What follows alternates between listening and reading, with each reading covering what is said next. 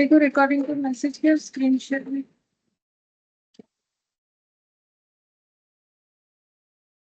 Yes ma'am.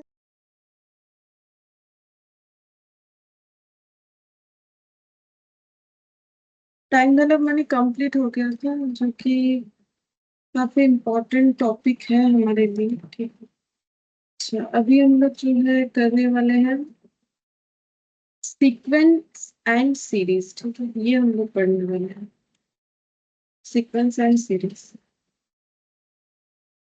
तो heading कर दो सीक्वेंस एंड सीरीज बोल के।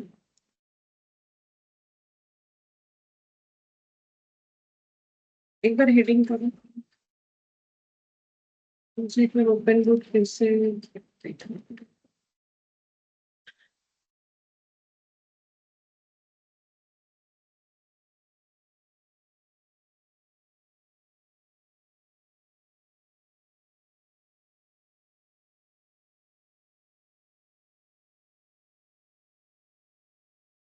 सीक्वेंस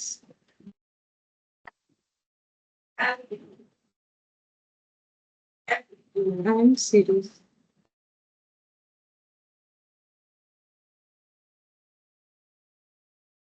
अच्छा,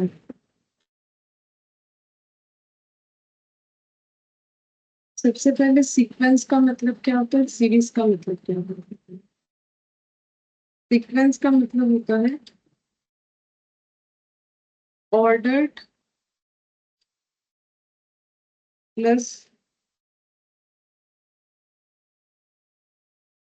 collection of number plus with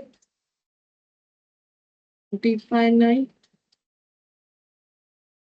rule और लॉ।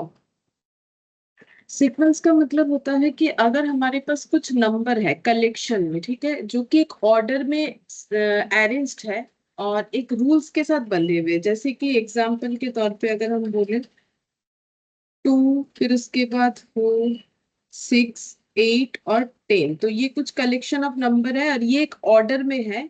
यानी ये एक रूल या लॉ को फॉलो करके है। जैसे कि रूल या लॉ क्या है, जैसे 2 के बाद 4 है मतलब +2 हुआ है, 4 के बाद 6 है वो भी +2 हुआ है, 6 के बाद 8 वो भी +2 हुआ है, 8 के बाद 10 वो भी +2 हुआ है। तो ये जो हो गया ना, इसको हम लोग बोलते हैं सीक्वेंस। और ये कैसा सीक्वेंस है, ये एक इंक्रीजिंग सीक्वेंस है। इंक्रीजिंग का मतलब 2 से 10 हुआ, डेटा बढ़ रहा है, तो ये सीक्वेंस कैसा है, इंक्रीजिंग।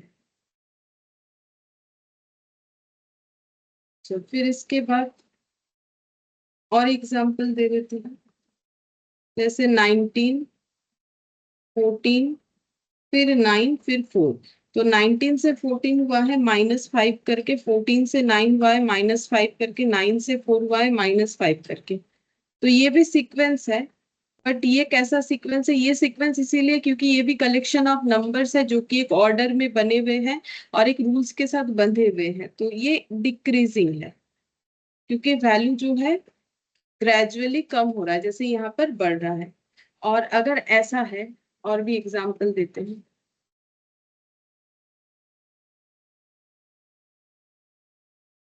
-7, -14, -26 और 56। तो इसमें रूल्स अगर देखें, -7 से -14 कैसे हुआ, -7 करके, -14 से -26 कैसे होगा।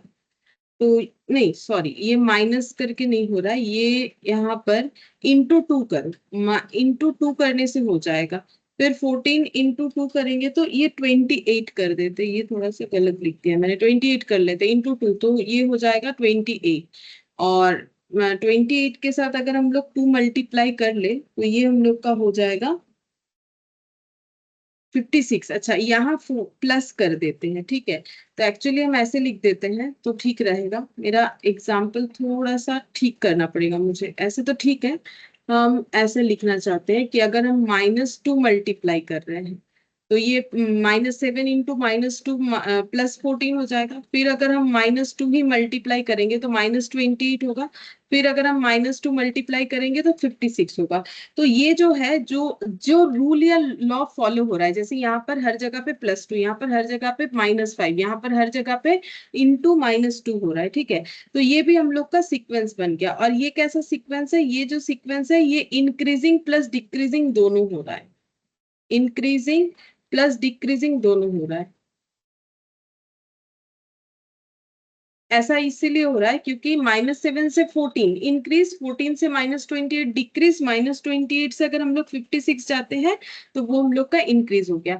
तो हम लोग को सीक्वेंस किसी भी तरीके का दे सकता है, सीक्वेंस किसी भी तरीके का हो सकता है, इंक्रीजिंग डिक्रीजिंग या फिर दोनों मिक्सड अप करके।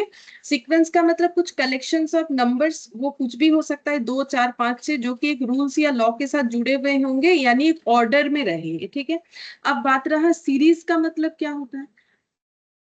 सीरीज का मतलब होता है कि अगर हम लोग सीक्वेंस के सारे टर्म्स को ऐड करते हैं तो उसे सीरीज बोलते हैं। तो सीरीज का मतलब हो जाएगा when all the terms and sequence are added,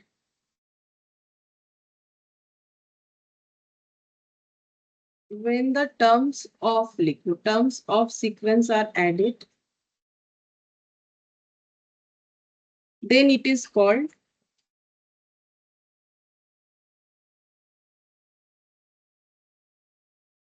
series. जैसे कि इसका सीरीज क्या हो जाएगा, 2 4 6 8 10। इसका अगर हम लोग सीरीज निकालें तो इसका सीरीज ऐसे होगा, 2 + 4 + 6 + 8 + 10। तो सीक्वेंस में रहने वाले नंबर का एडिशन करने से जो आंसर आता है वही हम लोग का सीरीज होता है। जैसे इसका एडिशन करेंगे तो 6 + 4 10, 8 + 2 10, 3 बार 10 यानी 30। तो ये हम लोग का क्या हो गया, सीरीज हो जाएगा। सीक्वेंस के नंबर को ऐड करने से सीरीज बनता है। अगर इसका ऐड करते हैं 19 + 14 + 9 + 4, तो 9 + 4 13, 13 और 14 27, 27 + 9 कितना हो जाएगा, 27 + 19। जितना होगा उतना ही इसका आंसर हो जाएगा। तो 46 हो गया। और ये वाला देखते हैं, -7 + 14 -28 और +56।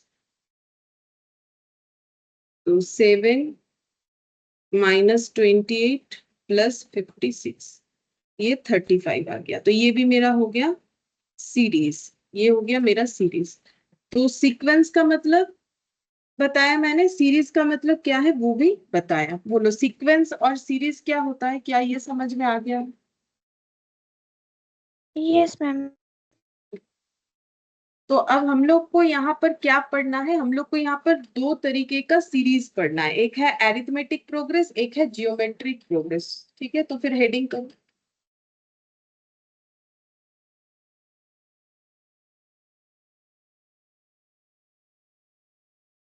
हेडिंग करो।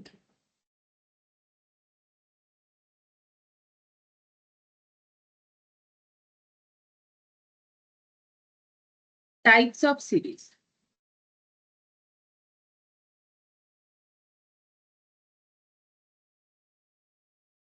एक है एरिथमेटिक प्रोग्रेस, जिसको शॉर्ट में बोलेंगे हम लोग एपी, ठीक है। क्वेश्चन में भी एपी जीपी ऐसे लिख सकता है। जियोमेट्री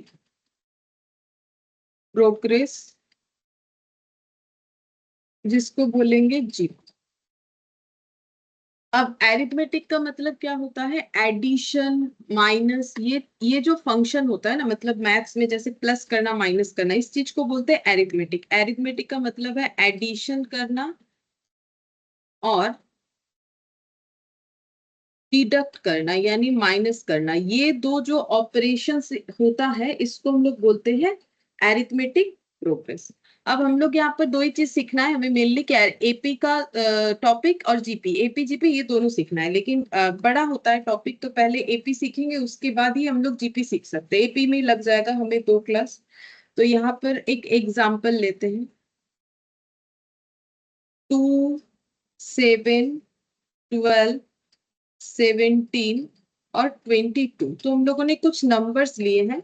अब हमें देखना है क्या ये नंबर कुछ मतलब लॉ के साथ जुड़े हुए हैं। बिल्कुल जुड़ा हुआ है। इसमें लॉ ये फॉलो हो रहा है कि 2 के साथ 5 ऐड करोगे तो 7 होगा, 7 के साथ 5 ऐड करोगे तो 12 होगा, 12 के साथ 5 ऐड करेंगे तो 17 होगा, 17 के साथ 5 ऐड करने से 22 होगा। क्या हमेशा ऐड ही होगा, माइनस होगा? ऐसा नहीं, वो देखना पड़ेगा क्या हो रहा है। ठीक है, जैसे कि अगर हमारा इंक्रीजिंग सीरीज है तो प्रोबेबिलिटी ये है कि या तो प्लस होगा या तो इनटू होगा, और अगर डिक्रीजिंग है तो फिर माइनस होगा या फिर डिवाइड होगा। ठीक है, जैसा होगा तो ये देख के ही पता चलेगा। अब यहाँ पर ये जो हम लोगों ने लिखा ना 555, इसका एक नाम है। इसका नाम मतलब मैथमेटिकली इस चीज को एक नाम दिया गया है, इसको हम लोग बोलते हैं कॉमन डिफरेंस।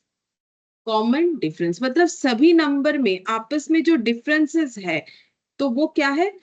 5। जैसे 7 से 2 का डिफरेंस 5, 12 से 7 का डिफरेंस 5, 17 से 12 का डिफरेंस 5, 22 से 17 का डिफरेंस 5। इसको बोलते हैं कॉमन डिफरेंस, और इसको डी, स्मॉल डी से जो है डिनोट किया जाएगा। ठीक है, क्योंकि हमें फॉर्मूला बेस्ड पढ़ना है इस टॉपिक को। इसके बाद ये जो टर्म है इसको हम लोग बोलेंगे फर्स्ट टर्म। ये जो 2, 7, 12, 17 और 22 है, ये सबको क्या बोला जाता है? ये सबको बोला जाता है टर्म। ठीक है, इसको हम लोग टी से डिनोट करेंगे। तो टू को हम लोग क्या बोलेंगे? टू को हम लोग बोलेंगे फर्स्ट टर्म यानी T1, इसको बोलेंगे T2, ये T3, ये T4, ये T5। तो यहाँ पर टोटल 5 टर्म है। अब यहाँ पर जो फर्स्ट टर्म है इसको हम लोग क्या बोलते हैं? इसको हम लोग बोलेंगे T1, या फिर इसका और एक नाम है जो हमें याद रखना है, इसको हम लोग बोलते हैं A। इस एग्जाम्पल में फर्स्ट टर्म है मेरा 2। कॉमन डिफरेंस, कॉमन डिफरेंस जो है उसको हम लोग स्मॉल डी से डिनोट करेंगे, और इस एग्जाम्पल में वो 5 है। और कॉमन डिफरेंस कैसे निकालते हैं? कॉमन डिफरेंस हमेशा ऐसे निकाला जाता है,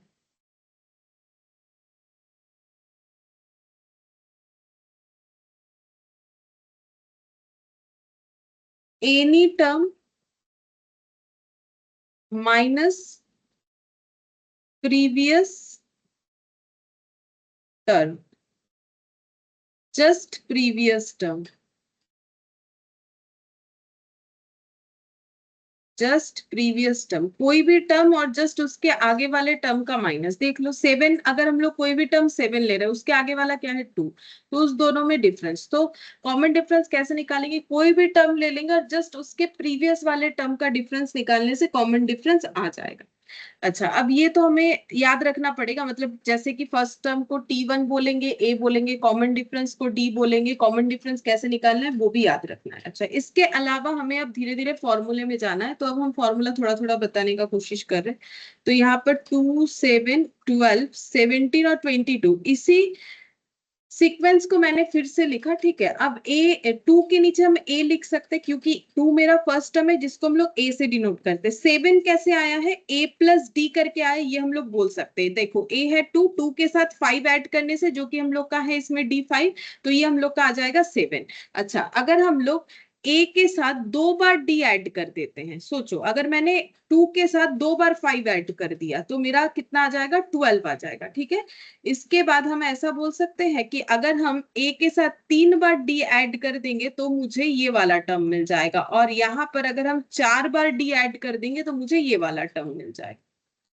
ठीक है, अब इसको मैं ऐसे लिख सकते हैं, ए को ए प्लस डी को ए प्लस डी, इसको हम लिख सकते हैं ए प्लस 2D, इसको हम लिख सकते हैं ए प्लस 3D, इसको हम लोग लिख सकते हैं ए प्लस 4D। ठीक है, अब ये सबको हम लोग और एक नाम से भी जानते हैं। ये T1 है, ये T2 है, ये T3 है, ये T4 है, ये T5 है। ठीक है, इस तरीके से अगर टर्म्स चलते ही जाए तो हम लोग ऐसे बोल सकते हैं कि हमारा टर्म्स ऐसा हो सकता है इन जनरल में T1, T2, T3 dot dot dot dot करके Tn तक जा सकता है। इस क्वेश्चन में मैंने इस एग्जाम्पल में 5 टर्म दिया, वो बात अलग है, लेकिन इन जनरल Tn तक जा सकता है। ठीक है, तो Tn क्या होगा? जैसे मुझे कोई सीरीज बता दिया और मुझे बोला सीक्वेंस या सीरीज जो भी बोलो, नॉर्मली यहाँ पर ना सीरीज लैंग्वेज ही ज्यादा यूज होगा, सीक्वेंस वाला लैंग्वेज कम यूज होगा। बाकी एडिशन होने से ही सीरीज होता है, वो कंसेप्ट मैंने बता दिया। लेकिन यूज जो है वो एरिथमेटिक प्रोग्रेस और जियोमेट्रिक प्रोग्रेस दोनों को सीरीज ही मेनली बोला जाता है।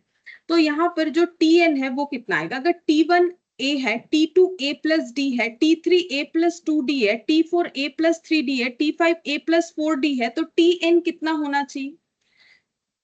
हम फिर से बताते हैं, कोशिश करो रिलेट करने का। अगर T1 सिर्फ A है, T2 का मतलब A प्लस डी है, मेरा फॉर्मूला A प्लस समथिंग से होगा। T3 अगर A प्लस 2D है, T4 अगर A प्लस 3D है, T5 अगर A प्लस 4D है, तो TN कितना हो?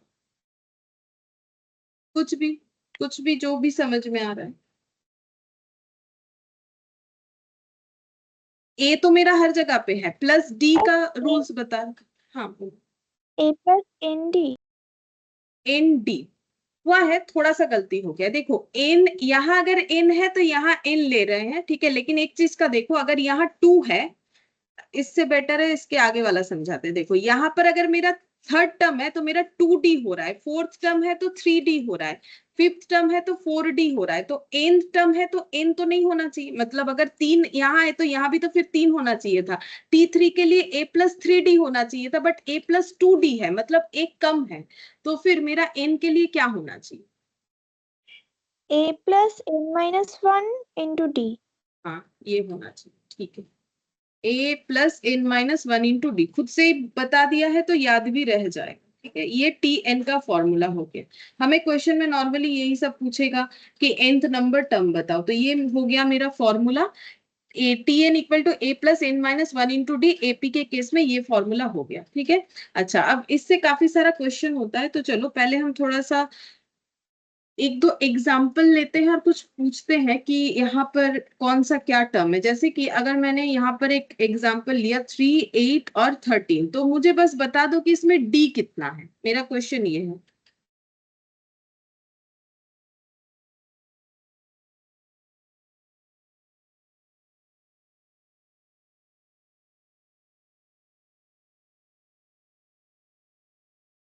डी मतलब कॉमन डिफरेंस। अगर ये ऐसे डॉट डॉट चलते ही जा रहा है, ये डॉट डॉट चलते ही जा रहा है, जस्ट मेरा ये क्वेश्चन है तीनों में कि डी का वैल्यू कितना है। पहले वाले में बताओ डी का वैल्यू कितना है। डी कैसे निकलेगा वो मैंने 5। बता भी दिया है, 5, ठीक है। तो ये +5 बोलो, क्योंकि मतलब मुझे अगर नहीं भी बोलोगे चलेगा, अपने दिमाग में रखो, बाई चांस अगर प्लस की जगह -1 है तो उस बात का ध्यान रखना पड़ेगा। और अगर यार मतलब ध्यान रखते हैं तो ठीक है, जरूरी नहीं है, बट जैसे -5 हुआ तो ऐसा ना लगे कि 5 होगा, ठीक है। तो +5 या -5 जो भी हो रहा है वो हमें थोड़ा ध्यान रखना है। अब ये वाला, इसमें डी Plus 4। +4 अगर करते हैं तो ये वाला नहीं, ब्रेक हो जा रहा है, देखो ये वाला ब्रेक हो जा रहा है ना। ये 15 लिखा है मैंने, 2 + 4 6, ठीक है, 6 + 4 10, ठीक है, 10 + 4 तो 14 होता है, लेकिन मैंने क्या लिखा है, 15 लिखा है। तो इसका मतलब डी मेरा 4 है, ये हम लोग नहीं बोल सकते, क्योंकि सारे जगह पे सेम चीज मेंटेन होना चाहिए। दो जगह पे हो रहा है, इस पे नहीं हो रहा है, तो 4 नहीं होगा। तो इससे हम लोग ये कंक्लूजन लाएंगे कि ये सीरीज जो है ये एपी सीरीज है ही नहीं। अगर एपी सीरीज है तो उसमें डी जरूर निकलेगा, ठीक है। अच्छा, अब 3 का बता दो कि इसमें डी कितना है। -6। हाँ, -6, इसमें डी है -6, ठीक है। चलो थोड़ा सा टेस्ट हो गया हमारा, अब हम लोग क्वेश्चन भी आराम से कर सकते हैं। एग्जाम्पल 1 ऐसे दिया हुआ है, 8,5,2,-1, -4, और बोल रहा है कि T7 कितना होगा ये बता दो। अच्छा, हमें ना क्वेश्चन एग्जाम में ऐसे नहीं बोलेगा कि ये एपी का क्वेश्चन है, ये जीपी का क्वेश्चन है, ठीक है। लेकिन अभी हम लोग जो भी क्वेश्चन कर रहे हैं एपी का ही कर रहे हैं, क्योंकि मैंने जीपी को सिखाया नहीं है, तो ऑब्वियसली हम जीपी का क्वेश्चन देंगे भी नहीं। लेकिन फिर भी एग्जाम में तुम लोग कैसे समझोगे कि एपी का है कि जीपी का है? अगर डी निकल के आता है तो एपी का है, अगर डी नहीं निकलता है तो फिर वो एपी का नहीं है, तो कुछ और हो सकता है। अब जीपी है कि नहीं वो जब हम लोग जीपी सीखेंगे तब बता देंगे कि जीपी में क्या देख के पता चलता है, एपी है कि नहीं उसके लिए डी ढूंढना पड़ता है, ठीक है। कि डी अगर एग्जिस्ट कर रहा है तो हम लोग का एपी है। अच्छा, अब ये वाला क्वेश्चन जो है इसको कैसे सॉल्व करेंगे, हम लोग को टर्म नंबर 7 निकालने बोला है, तो हम बता देते हैं पहला वाला क्वेश्चन कैसे करके होगा। जैसे हमें टर्म निकालने बोला है, तो टर्म का फॉर्मूला अभी अभी मैंने सिखाया, देखो मुझे तो याद है, हम लिख देंगे। और तुम लोग को याद कर लेना है, Tn equal to a plus n minus 1 into D, ये मेरा फॉर्मूला है। तो मुझे अब ये निकालना है T7, ठीक है। मुझे a के जगह a पुट करना है और बाकी सारी चीजों को पुट करना है। तो बोलो a कितना लिखेंगे? देखो a 8 किसको a बोलते हैं? हाँ 8। अच्छा n माइनस 1, तो माइनस 1 तो फॉर्मूले में ही है। n कितना लिखे? 7 7, ठीक है। और d कितना लिखेंगे? डी तो -3 निकालना, हाँ डी निकालना पड़ेगा, -3। अब पूरा कैलकुलेट करके मुझे बता दो कि T7 कितना होगा, फिर हम कैलकुलेट करें।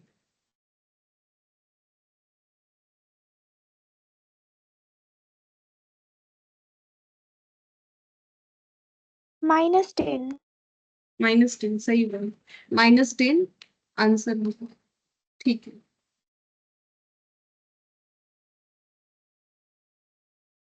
इसका मतलब समझ में आ रहा है क्या करना है हम लोग को। तो ये हो गया 6 इंटू -3, 8 माइनस 18, तो ये हो गया -10। अच्छा अब ये -10 कितना सही है, ये ना तुम लोग कैलकुलेटर में भी निकाल सकते हो। तो कैलकुलेटर का यूज आना चाहिए। छोटे मोटे क्वेश्चन एमसीक्यू वाले हम लोग कैलकुलेटर से भी कर सकते हैं। ऐसा छोटा छोटा क्वेश्चन, जैसे देखो हम लोग का कॉमन डिफरेंस क्या निकला? 3 निकला, ठीक है। तो देखो ऐसे अगर हम लोग करते हैं, ठीक है, जैसे 8, पहला टर्म कितना है 8, फिर मुझे क्या करना है -3, तो ये कितना आ गया 5।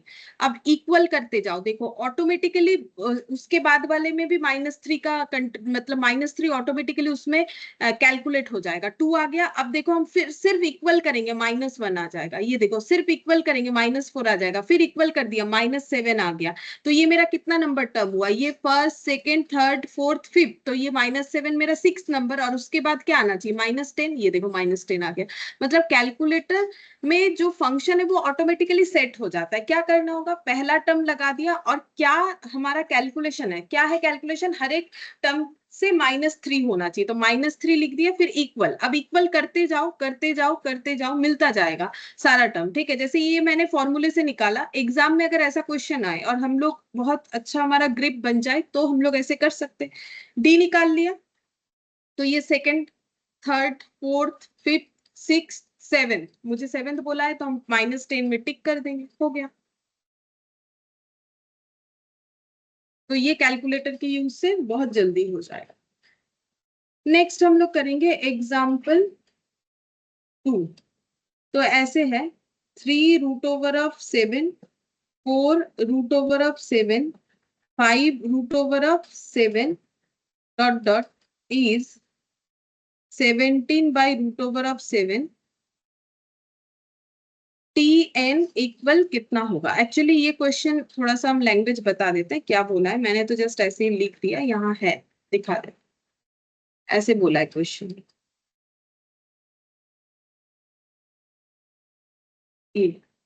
Which term of AP is 17/√7। यहाँ पर लिख सकते हैं which term of AP is, बोल रहा है कि कौन सा टर्म एपी का 17/√7 है। मतलब कितना नंबर टर्म, कौन सा टर्म मतलब कितना नंबर टर्म, मतलब T1, T2, T3, T4, T5, T6, T7, पता नहीं हमें कौन सा टर्म ये है। जैसे फर्स्ट टर्म ये T1 है, ये T2 है, ये T3 है। क्वेश्चन पूछ रहा है ये कितना नंबर टर्म है, तो कैसे निकालेंगे? तो हम लोग ऐसे लिख सकते हैं, लेट Tn इक्वल टू 17/√7। हम लोग मान लेते हैं कि Tnth नंबर टर्म 17/√7 है। अब Tn का फॉर्मूला तो हमें पता है, a plus n minus 1 into D. अब Tn जो है वो 17/√7 है। a कितना होगा इस क्वेश्चन में? a कितना होगा? 3/√7 हाँ। और n तो हमें नहीं पता, वही निकालने बोला है। d कितना होगा?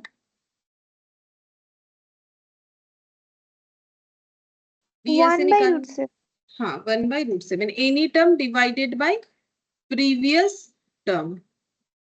तो √7, 4 - 3, 1/√7।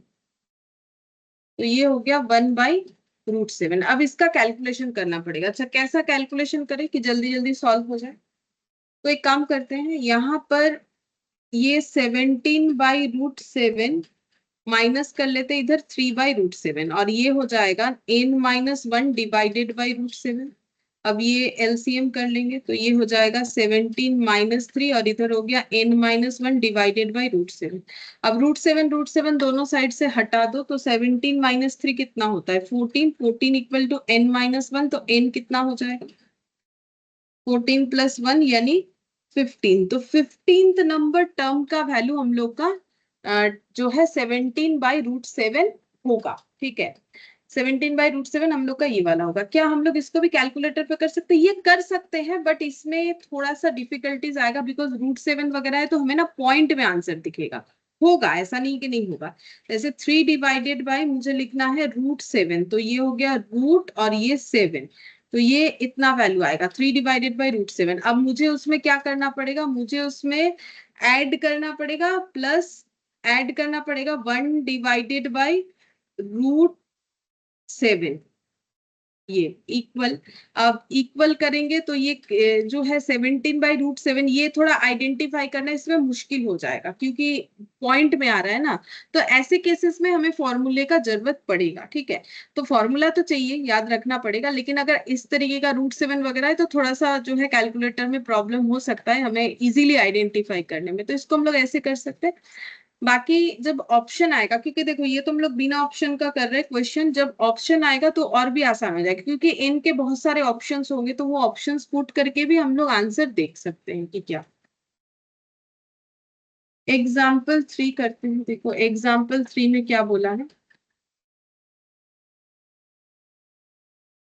बोला है कि if 5th and 12th term of AP are 14 and 35 find the AP. बोल रहा है कि 5th and 12th term of AP, 5th term को हम लोग T5 बोलेंगे, 12th टर्म को अगर हम लोग T12 बोलेंगे।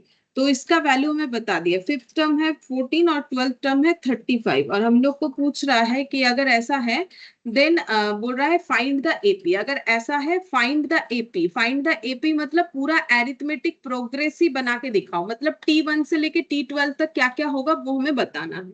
तो वो हम लोग कैसे बता सकते हैं, देखो अगर T5 मेरा 14 है और T12 मेरा 35 है तो मुझे पूरा एपी सीरीज लिखने का मतलब मुझे T1 T2 T3 dot dot dot dot dot dot करके लिखना पड़ेगा। ठीक है, जितना सारा होगा ये मुझे लिखना पड़ेगा। तो मुझे T1 निकालना है तो T1 T2 T3 कैसे करके निकालेंगे, तो देखो T5 अगर 14 है तो वहां से मुझे कुछ ना कुछ मिलेगा। जैसे मुझे पता है कि Tn क्या होता है A+n-1 इंटू डी। अब T5 जो है वो कितना है A+n के जगह 5 - 1 इंटू डी। तो T5 कितना है 14 plus A, 14 equal A+4D। Same तरीके से इधर हम लोग बोलेंगे कि हमें पता है Tn होता है A+n-1 इंटू डी। तो Tn के जगह लिखेंगे T12 A+12-1 into D. T12 का वैल्यू है 35 A+11D, ये हो गया A+11D। तो अब हम लोग ये दोनों को सॉल्व करते हैं, जैसे इक्वेशन सॉल्व करते हैं नॉर्मली, इसको इक्वेशन 1 और इसको इक्वेशन 2 दे देंगे तो 1 - 2 कर लेते हैं, देखते हैं क्या निकल के आता है। तो A+4D और A+11D 14 और ये हो गया 35 और माइनस कर लेते हैं,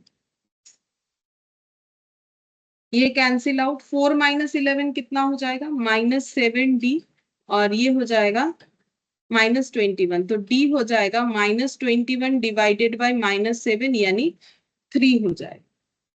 तो D मेरा 3 आ गया। अच्छा, अब अगर मेरा D 3 आ गया तो A कितना होगा, हम किसी भी एक इक्वेशन में D का वैल्यू पुट कर लेते हैं। तो 14 इक्वल टू A+4D, यहाँ पर हम पुट करते हैं 4 इंटू 3।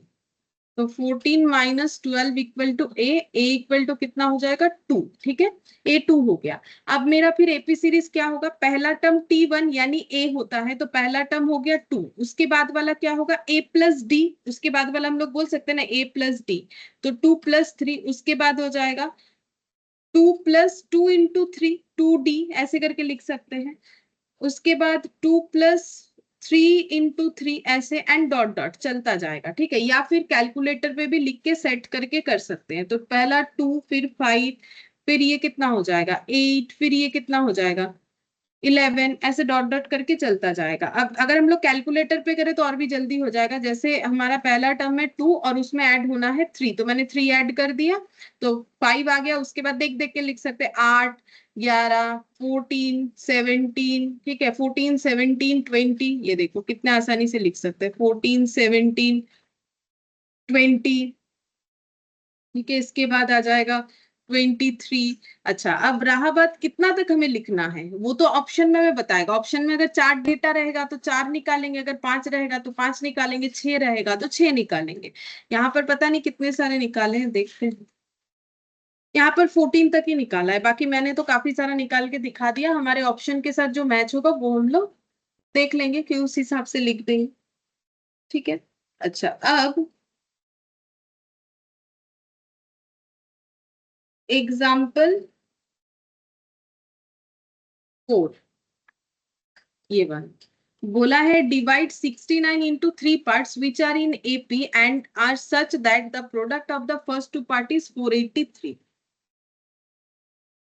हम लोग को बोला है कि 69 को हमें 3 पार्ट्स में डिवाइड करना है और वो तीनों पार्ट्स AP में होगा, and are such that product of the first two part 483, और फर्स्ट टू पार्ट है 483। तो हम लोग ऐसे मानेंगे, let the 3 parts of AP is A minus d, a और ए प्लस डी, ऐसे मानना पड़ता है। उसका लॉजिक बताते कि वैसे मानना पड़ता है। देखो, मेरा फर्स्ट टर्म अगर ए है तो उसके बाद वाला टर्म क्या होगा, ए प्लस डी, उसके बाद ए प्लस 2D, ए प्लस 3D, ऐसे करके होता है। तो फिर ये आगे का ए माइनस डी मानने का क्या जरूरत है। देखो, अगर हम लोगों ने ये फर्स्ट टर्म ए माना है और दूसरा वाला टर्म ए प्लस डी माना है, बट प्रॉब्लम देखो कि हमें तो पता नहीं है ना कि हमारा प्लस डी होगा कि माइनस डी होगा। बात समझो, मुझे तो ये नहीं पता मेरा प्लस डी होगा कि माइनस डी होगा। तो इसका मतलब देखो, जैसे कि हम एक एग्जांपल देते हैं, जैसे मेरा अगर ऐसा कुछ है 2, 4 और 6, तो इसमें कितना हुआ है, +2 +2, ठीक है। लेकिन अगर मेरा ऐसा है 6, 4, 2, तो मेरा ये कैसे बना, -2 -2, ठीक है। तो इसका मतलब अगर मेरा ये टर्म ए है, ये वाला हुआ ए प्लस डी, और ये वाला हो गया ए प्लस 2D, ठीक है। ये तभी पॉसिबल है अगर मेरा डी जो है वो प्लस प्लस में है। लेकिन ये क्या हम लोग ऐसे बोल सकते हैं, ये ए है, ये ए प्लस डी, हाँ बोल सकते हैं, मतलब प्लस माइनस करना पड़ेगा, प्लस डी के जगह मतलब +-2 लिखेंगे तो हो जाएगा। फिर ये हो जाएगा ए प्लस ऑफ -2D, ठीक है। मतलब ये -2 इंटू डी करने से मतलब -2 इंटू 2 हो जाएगा, मतलब इसको मैं ऐसे लिख सकते हैं। इसको माइनस लिखने का जरूरत नहीं, हम लोग अगर ऐसे लिखेंगे तो ये जब -2 पुट होगा यहाँ पर तो ऑटोमेटिकली ए माइनस डी, A-2D इस तरीके से हमें दिखेगा, ठीक है। तो अब अगर ये वाला देखो, ये बीच वाला टर्म से आगे वाला टर्म अगर कम है, ठीक है, आगे वाला टर्म अगर कम है और इससे दूसरे वाले टर्म अगर ज्यादा है, मतलब ये देखो 4 4, इसके आगे कम है, इसके बाद ज्यादा है, ठीक है। तो अगर मैंने ये 4 को, मैंने तो 4 को ए प्लस डी नहीं माना ना, मैंने ए माना है बीच वाले टर्म को। तो अगर हम बीच वाले टर्म को ए मानेंगे, ठीक है, तो मुझे ये आगे वाला ए माइनस डी करना पड़ेगा और ये वाला ए प्लस डी करना पड़ेगा, क्योंकि देखो ए माइनस डी का मतलब क्या हो जाएगा कि 4 -2, तो मुझे क्या मिल जाएगा, 2 मिल जाएगा। तो इसीलिए ऐसे बोला गया है कि अगर हमें 3 पार्ट्स में डिवाइड करने के लिए बोले तो हम लोग 3 पार्ट्स में डिवाइड करेंगे, लेकिन 3 पार्ट्स एपी में हो इसके लिए हमें डेटा को कैसे अरेंज करना चाहिए, बीच वाला ए ले लेंगे, क्योंकि हमें तो नहीं पता ना कि हमारा सीरीज इंक्रीजिंग वाला है कि डिक्रीजिंग वाला है, ये हमें नहीं पता। तो इस चीज को बैलेंस करने के लिए हम लोग यहाँ पर बीच वाला ए लेंगे, उसके बाद ए प्लस डी, और इसके आगे हम लोग ए माइनस डी रखेंगे, तो ऑटोमेटिकली वो चीज हम लोगों का मैनेज हो जाएगा, ठीक है। तो अब देखो 3 पार्ट्स जो है एपी का, जब भी कभी आए कि 3 पार्ट्स एपी का, तो फिर हमें उसको हमेशा ऐसे लेना है, ए माइनस डी और ए प्लस डी, इसके अलावा किसी और तरीके से हम लोग नहीं ले सकते हैं। तो बोल रहा है 69 को ऐसे 3 पार्ट्स में डिवाइड करेंगे, तो इसका मतलब ए माइनस डी, ये देखो ए माइनस डी प्लस ए प्लस डी, ये 3 पार्ट्स का टोटल कितना हो जाएगा, 69। और ये करने के बाद देखो हमें यहाँ से ए या डी में से कुछ एक जरूर मिलेगा, चेक करके देखो।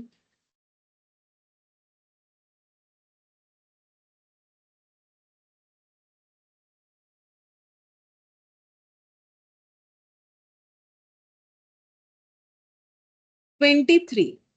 और इसके अलावा क्या बोला है कि and such that the product of the first two part 483, first दो पार्ट का प्रोडक्ट ये है 483। अब मुझे ए पता चल गया है 23, तो 23 minus D into 23 equal to 483। 23 minus D equal to 483 divided by 23।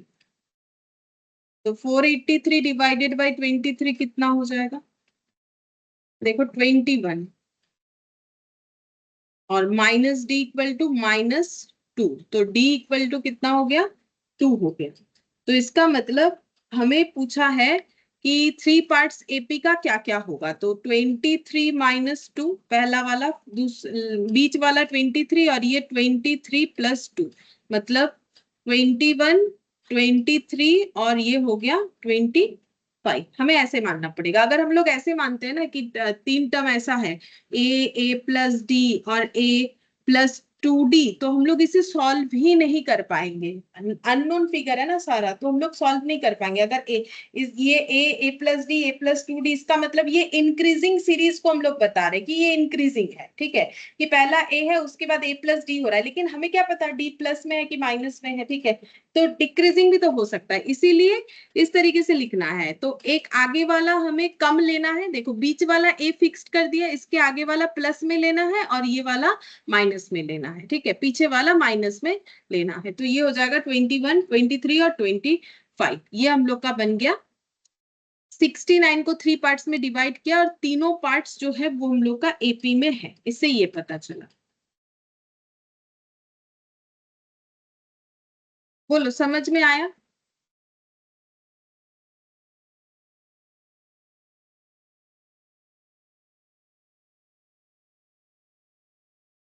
Yes, ma'am.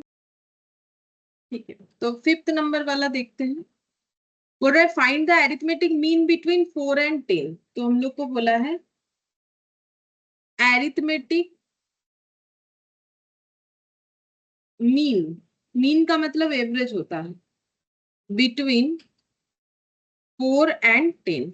तो सीधा बात है 4 और 10 का एवरेज निकालोगे तो आंसर मिल जाएगा। ठीक है, क्योंकि मुझे एवरेज निकालना है, मीन का मतलब एवरेज होता है। तो 4 और 10 का एवरेज बोलो कितना होगा?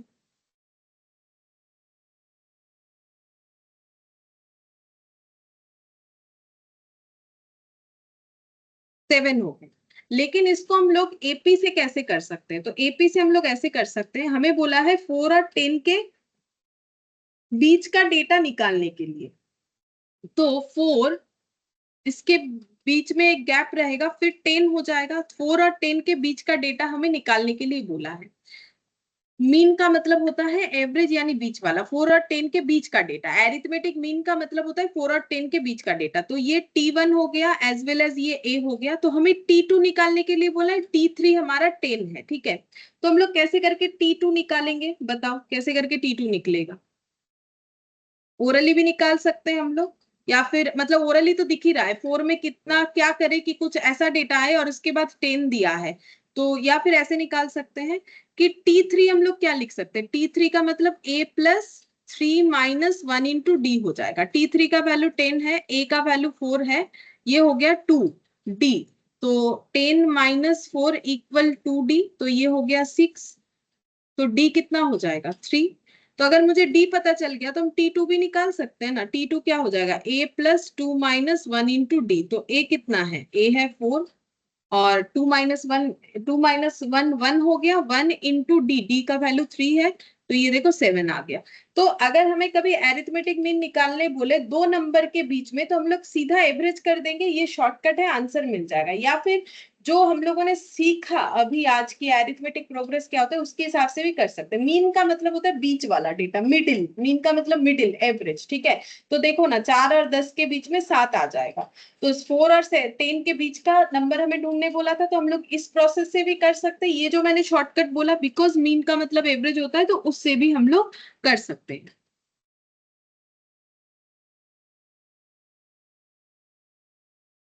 फिर देखो क्या बोला है एग्जाम्पल 6 में, insert 4 arithmetic means between 4 and 324। 4 और 324 के बीच में 4 गैप दिया है। तो ये 4 है, फिर 1 2 3 4 और यहाँ पर हो जाएगा 324।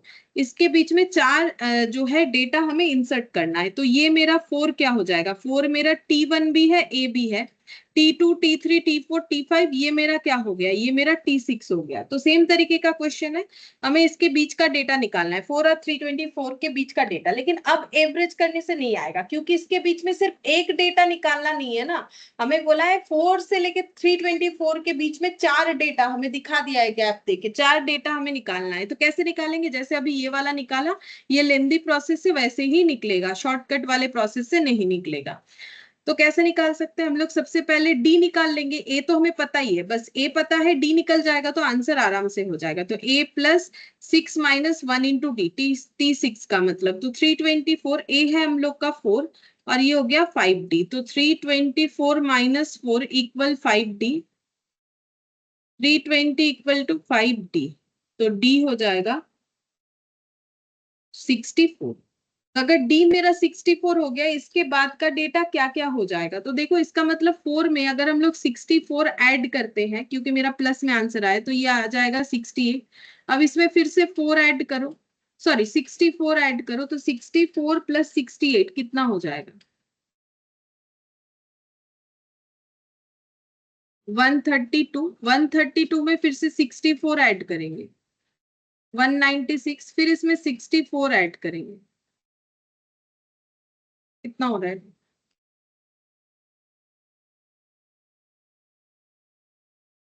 260। और 260 में फिर से हम लोग 64 ऐड करेंगे, तो क्या 324 आता है, आ रहा है, ठीक है। तो ये बीच का डेटा हमें पता चल गया क्या होगा, ये हमें निकालने के लिए बोला था कि बोलो ये सब बीच में क्या क्या नंबर्स आएंगे, ठीक है। तो इस तरीके से कर लिया। अच्छा, फिर नेक्स्ट देखते हैं। अब सम वाला पोर्शन आया, ठीक है। चलो पहले फॉर्मूला बताना पड़ेगा, टीएन से जो भी क्वेश्चन हो सकता है, टीएन वाले फॉर्मूले से, वो हम लोगों ने देखा। अब एक नया फॉर्मूला और सीखना है। जैसे कि मैंने बोला, सीक्वेंस का मतलब क्या होता है, सीक्वेंस का मतलब होता है ऐसे नंबर 2 7, मान लो 12 17। अब ये एपी है, क्योंकि देखो +5 +5 +5 है। अब इसका सीरीज का वैल्यू कितना होगा, सीरीज का मतलब होता है ये सारे चीजों का एडिशन, ये सारे डेटा का एडिशन। तो ये कितना आ रहा है,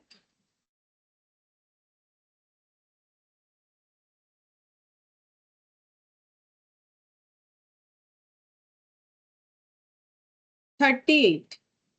तो 38 हो गया सीरीज का वैल्यू। लेकिन इसी चीज को हम फॉर्मूले से करेंगे, हमें फॉर्मूला सीखना पड़ेगा इस चीज के लिए। तो फॉर्मूला क्या होगा, फॉर्मूला ऐसे हो जाएगा, एस ऑफ एन मतलब sum of n series, n/2 a plus l, ठीक है। जहां पर एन का मतलब है नंबर ऑफ टर्म, ए का मतलब है फर्स्ट टर्म, एल का मतलब है लास्ट टर्म। तो यहाँ पर क्या फॉर्मूले से भी सेम आंसर आएगा, बिल्कुल आएगा, चेक करके देख सकते हैं। टोटल 4 टर्म है, तो 4/2, और ये भी 4 हो जाएगा, 4 टर्म का टोटल। ए फर्स्ट टर्म है 2, लास्ट टर्म है 17, तो ये हो जाएगा मेरा 4/2 इंटू 19। तो ये 38 आंसर आ गया, ठीक है। अब और एक फॉर्मूला होता है इस ये एसएन को सीखने के लिए, तो दो फॉर्मूले का क्या जरूरत है, हाँ जरूरत है, दोनों फॉर्मूला याद रखना पड़ेगा, हम बताते हैं। दूसरा वाला फॉर्मूला, क्योंकि क्वेश्चन में क्या इंफॉर्मेशन है उसके ऊपर डिपेंड करता है कि हम लोग कौन सा फॉर्मूला यूज कर सकते हैं। जैसे मैंने एस एन लिखा है n/2 इंटू ए प्लस एल, पहला फॉर्मूला ये लिखा है। अब हम लोग इसको खुद ही एलाबोरेट करके देखते हैं, ताकि याद रहने में आसानी हो, ठीक है। ए फर्स्ट टर्म हो गया, ए लास्ट टर्म, लास्ट टर्म को हम लोग बोल सकते हैं कि वो मेरा टीएन है, ठीक है। जैसे कि अगर मेरा कोई सीरीज ऐसा है T1 T2 T3, तो लास्ट वाला टर्म क्या होगा, टीएन, तो लास्ट टर्म को हम टीएन बोल सकते हैं।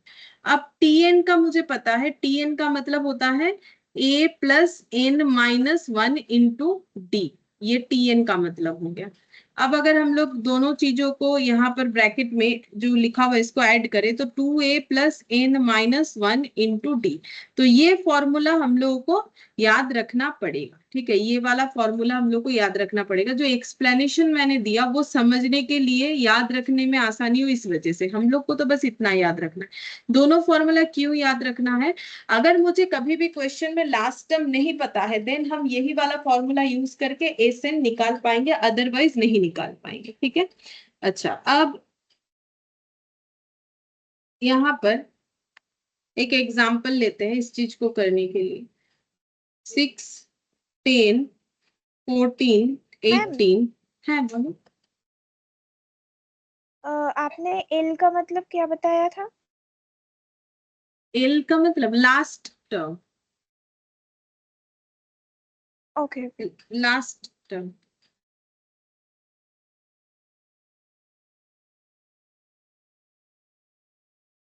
अच्छा, अब देखो यहाँ पर मैंने बोला है कि फाइंड एस 22। एस का मतलब क्या हो गया? सम ऑफ 22 टर्म्स, मतलब टोटल 22 टर्म का एडिशन निकालना है। मेरे पास यहाँ पर कितने टर्म है? 1 2 3 4 ही टर्म है। तो टोटल 22 टर्म का मुझे टोटल निकालना है, ठीक है। तो टोटल निकालने का मतलब मुझे क्या फॉर्मूला यूज करना है? मुझे एसएन यूज करना है। अब क्वेश्चन ये है कि हम लोग कौन सा वाला फॉर्मूला यूज करें? जो मैंने प्रीवियसली सिखाया उससे काम होगा या अभी जो सीखा उससे काम होगा? पहले तो ये आइडेंटिफाई करो, बोलो कौन से वाले फॉर्मूले से काम होगा? Ma'am second formula. हाँ, सेकेंड वाले फॉर्मूले से काम होगा। क्योंकि देखो,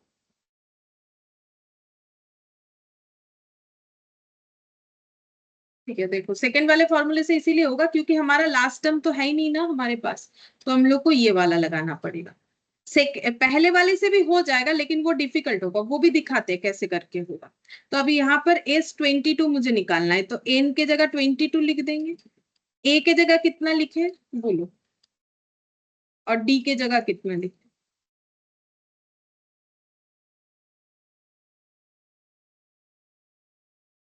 मैम एन की जगह 6 होगा। हाँ, और डी? 4। D4 होगा, ठीक है। तो अब बस कैलकुलेशन कर लेते हैं। तो ये 11 हो जाएगा, ये 12 हो गया, ये 21 इंटू 4, 21 इंटू 4।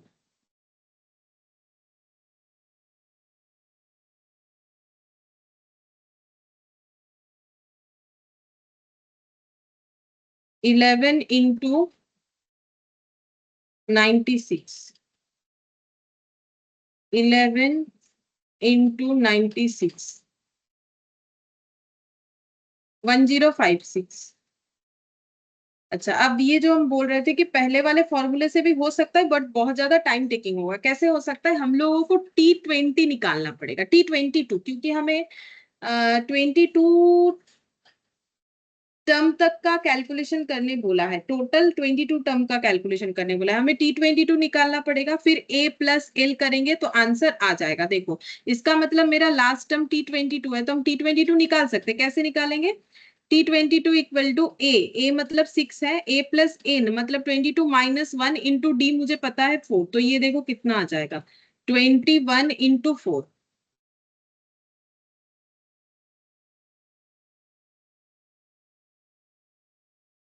90। ठीक है, ये हम लोग का कितना आ गया? 90 आ गया। तो अब n/2 यानी 22/2 इंटू ए मतलब 6+L मतलब 90। तो ये हो गया 22/2 इंटू 96। तो ये हो गया 11 इंटू 96। तो ऐसे भी आ जाएगा, उतना भी ज्यादा कुछ टाइम नहीं लगेगा। लेकिन हम लोग चाहे तो इससे भी कर सकते, चाहे तो उससे भी कर सकते। लेकिन मुझे इस केस में T22 निकालना पड़ेगा। क्यों? क्योंकि मुझे ये सीरीज का टोटल 22 टर्म का टोटल निकालने के लिए बोला है। तो अगर हम पहला वाला फॉर्मूला लगाते तो मुझे फर्स्ट टर्म जो कि मुझे पता है 6D जो कि मुझे पता है, और लास्ट टर्म चाहिए। तो लास्ट टर्म तो इसका मतलब T22 होगा, क्योंकि 22 टर्म तक मुझे ऐड करने बोला है। तो लास्ट टर्म अगर T22 होगा तो T22 निकाल लिया, निकालने के बाद हम लोग कर सकते हैं। तो कोई भी एक तरीके से ही करना है, ठीक है। जो ठीक लगे उससे हम लोग कर सकते हैं, किसी भी एक तरीके से हो जाएगा। अच्छा, अब नेक्स्ट हम लोग एग्जाम्पल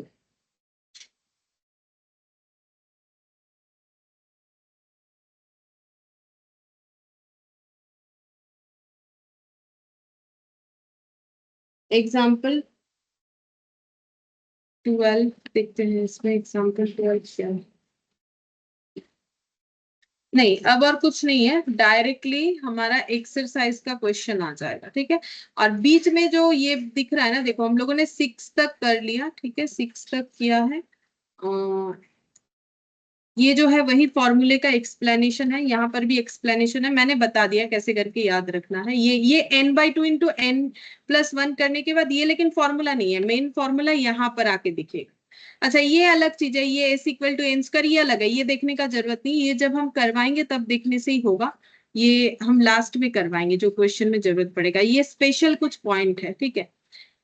तो अब यहाँ पर एक्सरसाइज 6A, इसमें हमें बोला है कि the nth element of the sequence, इस सीक्वेंस का nth एलिमेंट का वैल्यू कितना होगा, तो बोलो इस सीक्वेंस का nth एलिमेंट का वैल्यू कितना होगा।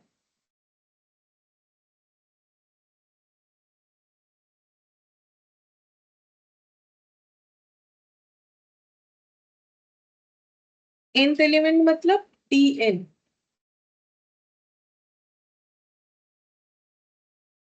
17. 17 कैसे, Tn कितना लिखेंगे, Tn=a+n−1 इंटू डी। अब पुट करो, देखो कितना आता है। a है 1, n a नहीं है क्योंकि हमें कितना नंबर टर्म निकालना है वो तो नहीं पता, डी कितना है 2. 2। सॉल्व करते हैं, 2n−1 होगा, मतलब डी होगा। अच्छा, 2n−1 ही बोला क्या।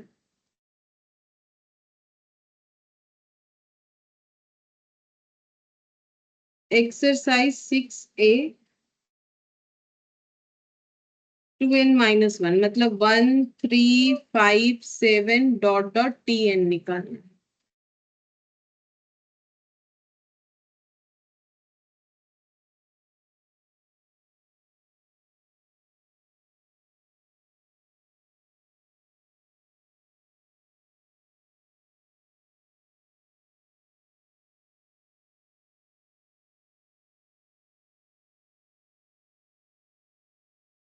बी, ऑप्शन बी हो जाए। अच्छा,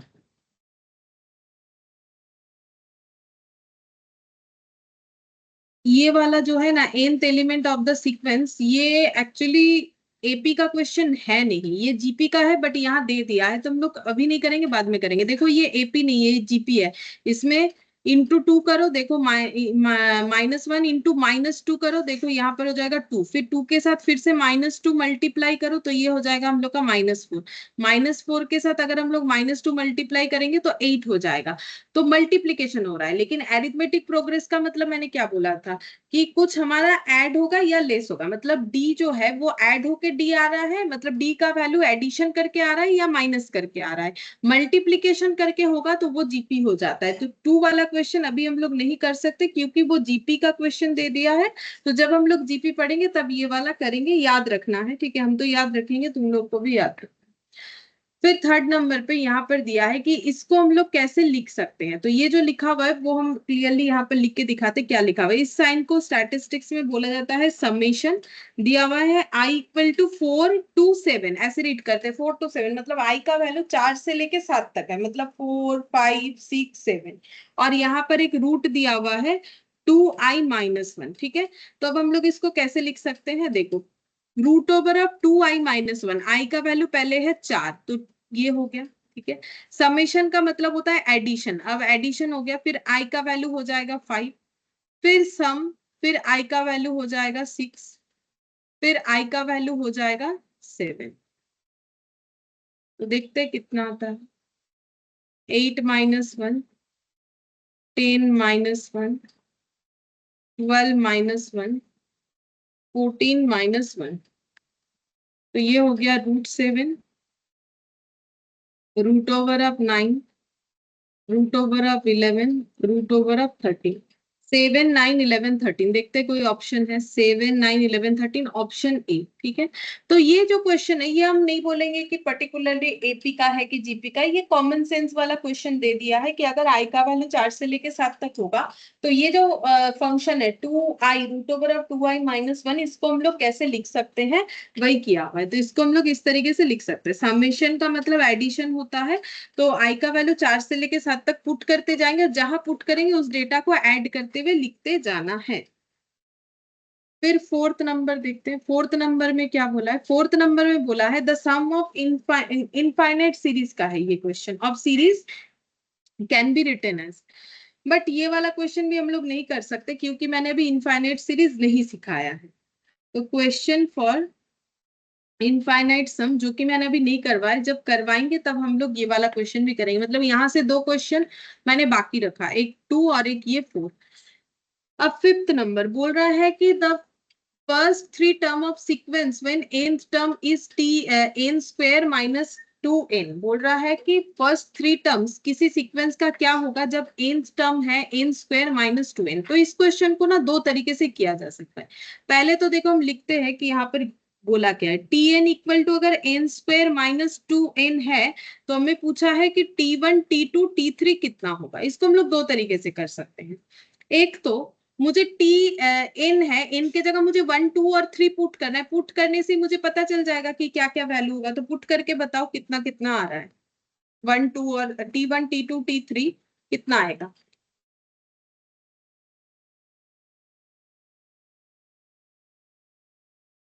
एन के जगह 1 पुट होगा तो लेफ्ट हैंड साइड भी होगा तो राइट हैंड साइड भी होगा ना।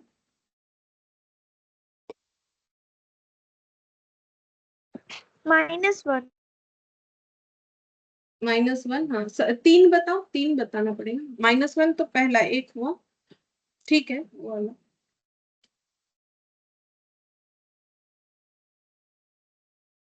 T2 का वैल्यू होगा 0 हाँ ठीक है।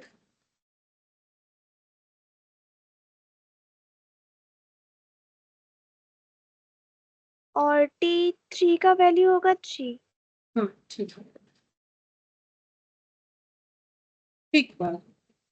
ठीक है, तो हम भी बना लेते हैं। और एक तरीके से हम लोग कर सकते हैं, बताते हैं कैसे कर सकते हैं। पहले ये लिख लेते हैं फिर हम बताते हैं। और एक शॉर्टकट है उससे हम लोग कर सकते हैं, वो है option D.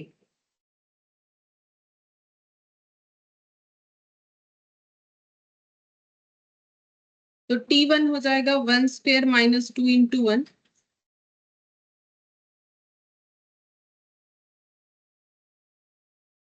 t2 2 square minus 2 into 2, t3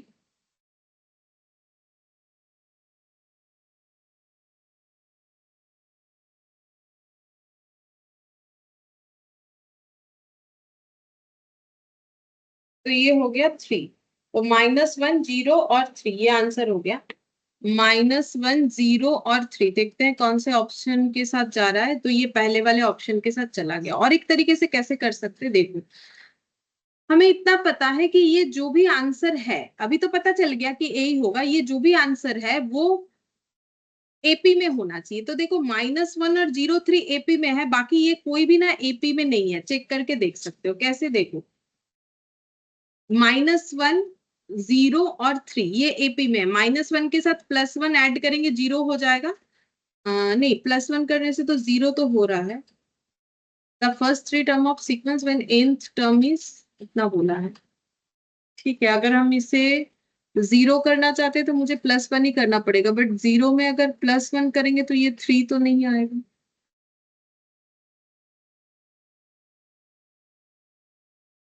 the first three term of sequence when nth term, तो इसमें d कितना आ रहा है, any term minus previous term करने से d कितना आ रहा है, +1 आ रहा है। लेकिन 3 कैसे आएगा, -1 0 और 3। मतलब मेरा कुछ मिस्टेक हो रहा है क्या। पहला टर्म अगर -1 है, दूसरा 0 है, तीसरा अगर 3 है, तो d कितना है, +1। लेकिन +1 करने से तो 3 नहीं आ रहा है। ये कैसा प्रॉब्लम हो गया। अच्छा, अगर मेरा T1 -1 है और D कितना है, D है +1, तो T2 कितना होगा? A+2 - 1 into D। तो A कितना है, -1 और 1D मतलब +1। हाँ, 0 तो आ रहा है। तो ऐसे क्यों नहीं आ रहा है? -1, 0 और 3, तो -1 में अगर +1 करेंगे तो 0 हो जाएगा, बट 0 में अगर +1 करेंगे तो ये तो 3 नहीं होगा। अच्छा, देखते T3 कैसे निकलेगा। A+2D, तो A कितना है, -1, D कितना है, +1, तो ये हो जाएगा -1 +2 यानी 1। T3 1 हो जा रहा है, -1 + 2, ये क्या गड़बड़ है? दिख तो रहा है ये 3 होगा कैलकुलेट करके, बट अगर हम लोग इसको एपी में देते हैं,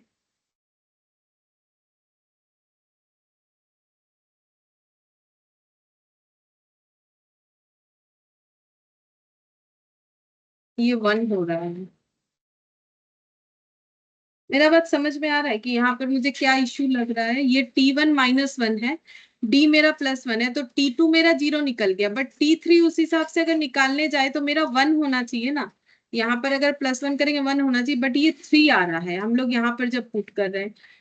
तो ये एग्जैक्टली exactly तो एपी सीरीज में आया नहीं। ठीक है, कोई बात नहीं। हमें बोला था, देखो हमें बोला था फर्स्ट 3 टर्म्स ऑफ सीक्वेंस। अच्छा, एक सीक्वेंस बोला, ये एपी में है ऐसे नहीं बोला है। तो अब सीक्वेंस एपी भी हो सकता है, जीपी भी हो सकता है। तो छोड़ो, हमारा जो आंसर है वो -1, 0 और 3 आ गया, और ये मैच भी हो गया। हम लोग इसे एपी से तो चेक नहीं कर पा रहे, तो ये हो सकता है कि एपी नहीं है, ये हम लोग का कुछ और होगा। अगर जीपी भी है तो क्या पॉसिबल है, माइनस जीपी होगा तो। हाँ, ये तो हम लोगों ने कोई फॉर्मूला नहीं लगाया, इसमें जस्ट पुट किया है। क्या ये जीपी में है, देखते हैं। जीपी में मल्टीप्लाई होता है बेसिकली, तो अगर 0 से मल्टीप्लाई करेंगे तो 0, -1 इंटू 0 0 हो जाएगा। 0 से 0 मल्टीप्लाई करने से तो 3 आना पॉसिबल ही नहीं है। तो ये ना क्या ऑर्डर में है वो पता नहीं चला मुझे। ठीक है, क्योंकि देखो यहाँ पर बोला है कि Tn दे दिया है n² -2n, हमें उस बेसिस पे आंसर निकालना है। तो हम लोगों ने उस बेसिस पे निकाला, जिसके साथ मैच हुआ वही आंसर दे दिया। बट यहाँ पर हमें नहीं पता कि ये एपी हो रहा है कि जीपी हो रहा है। जैसा क्वेश्चन पूछा था वैसा निकला, क्योंकि देखो एपी में भी नहीं सूटेबल हो रहा है -103, और जीपी में भी नहीं हो रहा है। क्या, क्यों पता नहीं, बट नहीं हो रहा है। हमें यहाँ पर बोला है कि अगर एन टर्म इतना है तो T1 T2, तो इसी के बेसिस पे हम लोगों ने निकाल दिया। ठीक है, अब ये सीरीज चाहे कैसा भी सीरीज हो, तो फर्स्ट 3 टर्म्स हम लोग का निकल गए। अच्छा, अब बोला है which term of the progression -1 -3 -5 dot dot is -39, तो इस प्रोग्रेशन का कितना नंबर टर्म -39 है वो हमें निकालना पड़ेगा। तो हम लोग मान लेते हैं टी nth नंबर टर्म -39 है। ठीक है, तो टी एन को हम लोग ऐसे लिख सकते हैं A+n - 1 इंटू डी। तो इस प्रोग्रेशन का ए कितना है, -1, डी कितना हो जाएगा? इस प्रोग्रेशन का डी कितना होगा? प्रोग्रेशन हम लोग का ऐसा है, -1 -3 -5 डॉट डॉट करके is -39। T nth number term -39, तो इसका डी कितना हो जाएगा? Any term minus previous term, तो -2 हो जाएगा।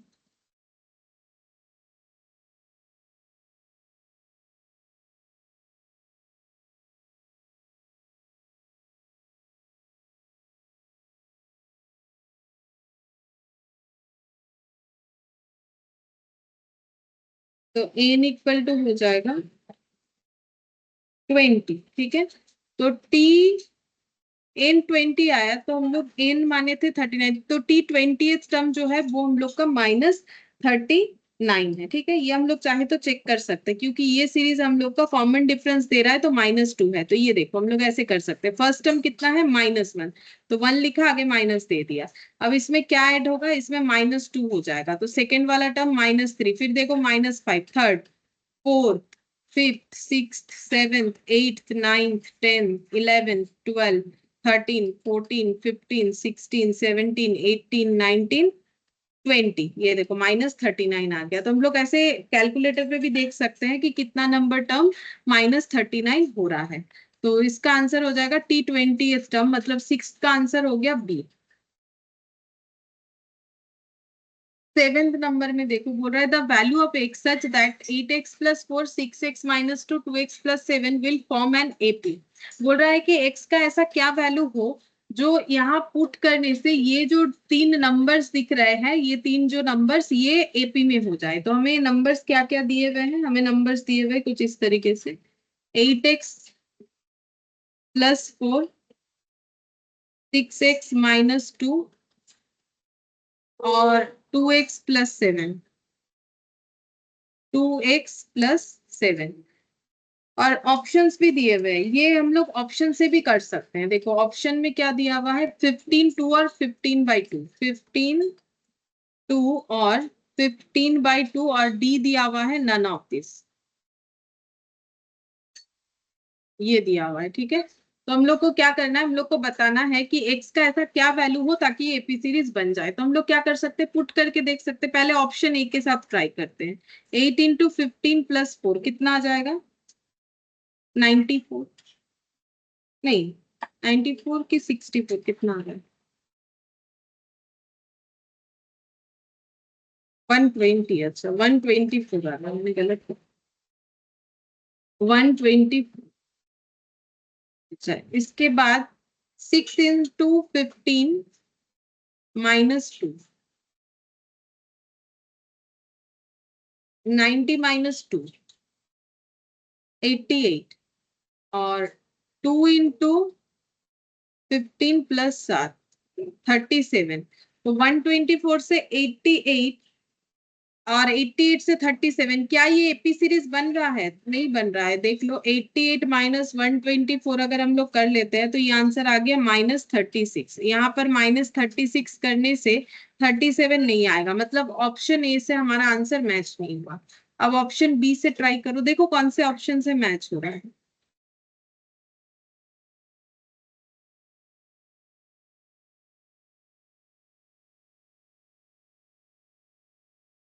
ये हो गया 20 10 11। तो 20 से 10 -10 करके हुआ, 10 से -10 करने से कभी 11 नहीं आ सकता है। तो ऑप्शन बी भी हमारा कैंसिल आउट, मतलब यहाँ पर कर देते हैं, ये ऑप्शन बी से भी हमारा आंसर नहीं आ रहा है। तो अब एक ही ऑप्शन बचा, या तो सी से आएगा या तो नन ऑफ दिस होगा। तो 8 × 15/2 + 4, देखते हैं कितना आ रहा है, 64। 6 × 15/2 - 2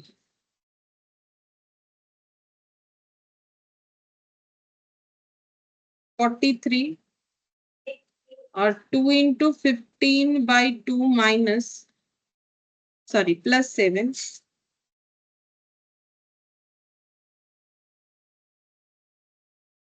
22 64 43 22। तो क्या ये वाला बन रहा है, चेक करते हैं।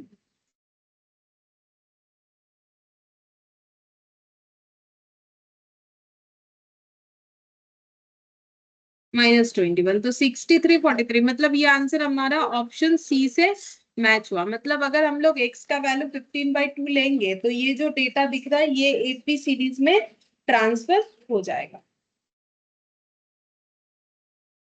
और एक तरीके से भी हम लोग कर सकते हैं। देखो अगर ये मेरा एपी सीरीज है, ठीक है, तो यहाँ पर any term minus previous term का आंसर जो है डी आना चाहिए। मतलब हम ये कहना चाह रहे हैं, अगर हम एनी टर्म लेते हैं 6x - 2 और उससे माइनस कर देते हैं 8x + 4 को, ठीक है, ये मेरा क्या होगा, डी होगा। अगर हम ये any term minus previous term करते हैं डी आएगा, फिर any term minus previous term करते हैं तो डी आएगा, और दोनों डी का आंसर बराबर होता है। मतलब हम लोग ऐसे भी तो बोल सकते हैं, इसके बाद ऐसे 2x + 7 माइनस हो जाएगा 6x - 2। ये दोनों इक्वल क्यों है, क्योंकि ये भी डी है ये भी डी है, दोनों डी बराबर होता है। डी कैसे निकला, any term minus previous term, any term minus previous term. देखते हैं इससे आंसर आता है।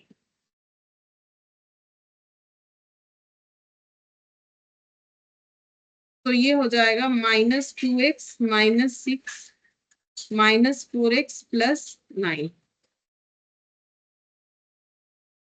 9 plus 6 minus sorry plus 2x, ये हो गया 15। तो x इक्वल टू कितना हो जाएगा 15/2। तो x का वैल्यू अगर 15/2 हुआ तो ये डी डी आंसर बराबर होगा। तो हम लोग ऐसे भी निकाल सकते हैं, इसका मतलब मेरा आंसर x का 15/2 होगा। तो दोनों तरीके से हम लोग कर सकते हैं, जो ठीक लगे। मुझे लगता है सेकंड वाला जो है इस केस में जल्दी होगा, सेकंड जो मैंने ऑप्शन लिखा है। फर्स्ट वाला जो है उससे ये सेकंड वाले तरीके से हम लोग आसानी से कर सकते हैं। तो इस क्वेश्चन के लिए ये वाला मेथड बेटर है। अच्छा, अब 8th नंबर वाला देखो।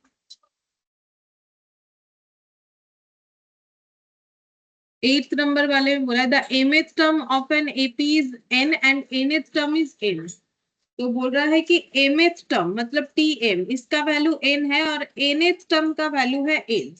देखो फिर से बोल रहा है mth टर्म मतलब tm of an AP is n and nth term मतलब tn is m। the rth term of its rth term क्या होगा tr क्या होगा, ये पूछा है। ठीक है, तो हम लोग कैसे निकाल सकते हैं? देखो किसी भी टर्म को निकालने का एक ही फॉर्मूला है, tn equal to a plus n-1 into D. तो इस क्वेश्चन में हमें यही फॉर्मूले का जरूरत पड़ेगा। तो देखो mth टर्म का मतलब हम लोग इसको कैसे एक्सप्लेन कर सकते हैं? हम लोग ऐसे बोल सकते हैं कि अगर tn इन जनरल वाला जो फॉर्मूला है वो इतना होता है, तो mth टर्म यानी tm का वैल्यू क्या होगा a plus m-1 into D. और ये हमें पता है कि tm का वैल्यू कितना है, अभी n है। ठीक है, तो n equal to a plus m-1 into D. Same तरीके से अगर हमें nth टर्म निकालने बोले तो क्या होगा? nth term T N equal to A plus n-1 into D होता है। अभी हमें टी एन ही निकालना है, तो a plus n-1 into d ही रह जाएगा। ठीक है, सेम चीज रह जाएगा।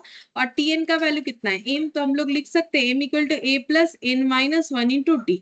तो एक डेटा कैंसिल आउट कर देते हैं, मतलब वो घूम फिर के तो वही आ गया ना। यहाँ पर जैसे n का m हुआ था क्योंकि mth टर्म का वैल्यू निकालना है। अब हमें टी आर बोला है यानी आर्थ टर्म।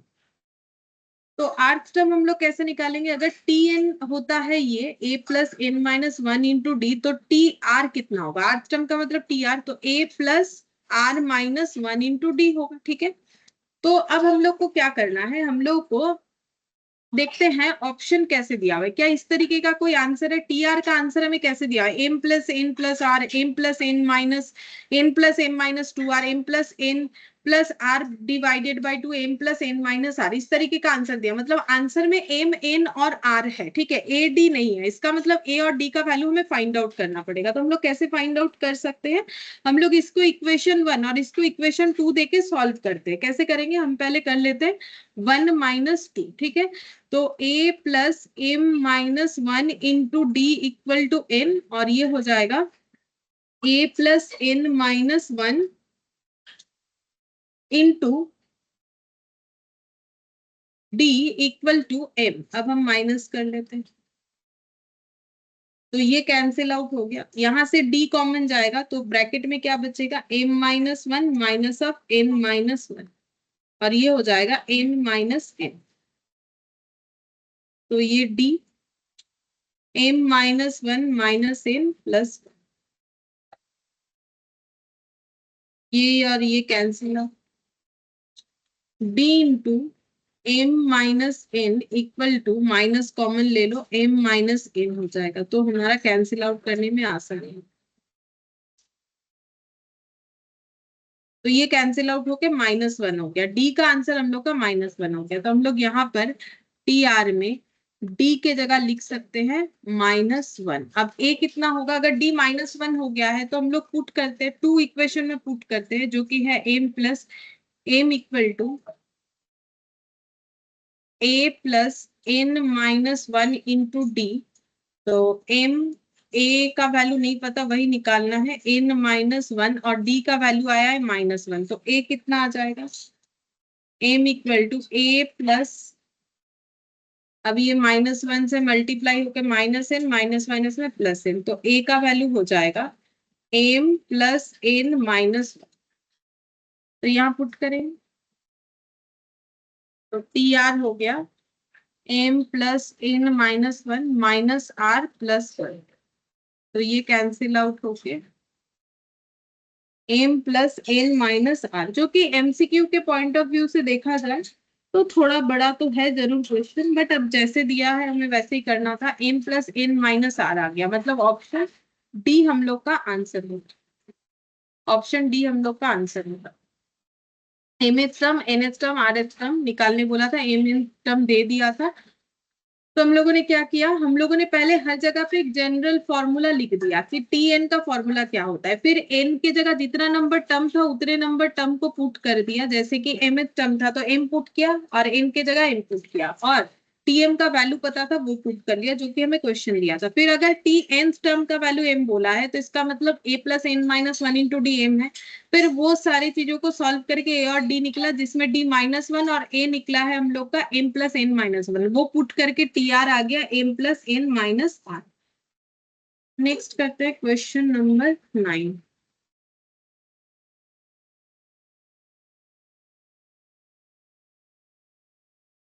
तो क्वेश्चन नंबर 9 में क्या बोला है देखो, the number of term of the series 10 plus 9 and 2/3 plus 9 and 1/3 plus 9 will amount to 155। बोल रहा है the number of terms of the series, इस सीरीज के कितने सारे टर्म्स है जिसका ऐड करने से अमाउंट टू का मतलब वैल्यू, वैल्यू 155 आएगा। तो हमें टर्म क्या बोला है देखो, 10 plus 9 and 2/3 plus 9 and 1/3 plus 9 plus dot dot ऐसे बोला। 10 9 एंड 2/3, 9 एंड 1/3 प्लस 9 ऐसे बोला है। और हम लोग को बोला है कि एसेन जो है वो हमें बता दिया है 155 है। बोला है कितने सारे टर्म का एडिशन करने से 155 होगा। तो एसेन कैसे निकालेंगे, एसेन का हम लोग ये वाला सेकेंड वाला फॉर्मूला लगा लेते हैं, 2a plus n minus one into D. तो एसेन का मतलब यहाँ पर एसेन ही लिखना है। हाँ बट वैल्यू पता है वो पुट कर सकते, 155 n/2, n नहीं पता वही तो पूछा है, a है 10, n माइनस वन, d निकालना पड़ेगा। d कितना हो जाएगा, any term minus previous term, 29/3 minus 10 minus 1/3, ये होगा। अब कैलकुलेशन करके हम लोग को n निकालना पड़ेगा, तो 155 के साथ 2 मल्टीप्लाई कर देते हैं, 310, तो ये n 20 minus one n/3 plus 1/3, 310 equal to n, ये 20 और 1/3 का कैलकुलेशन हो जाएगा 60 प्लस 1,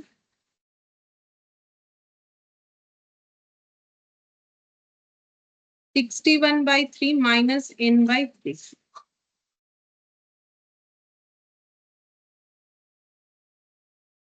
310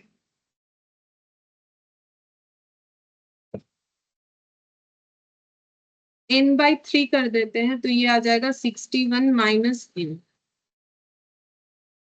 अच्छा अब देखते हैं क्या हमें n का कोई ऑप्शन दिया हुआ है, बिल्कुल दिया हुआ है 30, 31, 32। तो इसका हम लोग कैलकुलेशन ना करके हम लोग ऑप्शन से क्वेश्चन को सॉल्व करेंगे। चाहो तो इसको मिडिल टर्म फैक्टराइजेशन कर ही सकते हैं हम लोग, वो भी दिखा देंगे, लेकिन हमें जरूरत नहीं है, नन ऑफ दिस। ठीक है, तो अब 30 यहाँ पर पुट करते हैं, n की जगह 30 पुट करते, देखते हैं 310 के साथ मैच होता है कि नहीं। तो 30/3, 61 माइनस 30, तो ये हो जाएगा 10, 31, मतलब 310। हाँ तो इसका मतलब ऑप्शन ए से ही मेरा आंसर हो जाएगा, आंसर मेरा इसका मतलब 30 होगा। लेकिन इसको अगर हम लोग कैलकुलेट करना चाहे तो क्या कर सकते हैं, बिल्कुल कर सकते हैं, लेकिन करने का कोई मतलब नहीं बनता है। ये देखो 310 इंटू यहाँ पर 3 से मल्टीप्लाई कर देते हैं, 930, 61n माइनस n स्क्वायर। तो अब इसको हम लोग ऐसे लिख सकते हैं, इक्वल टू 0। अब इसका मिडिल टर्म फैक्टराइजेशन करेंगे तो 930 को कितने से कैलकुलेट करने से हम लोगों का 61 आएगा। तो ये देखो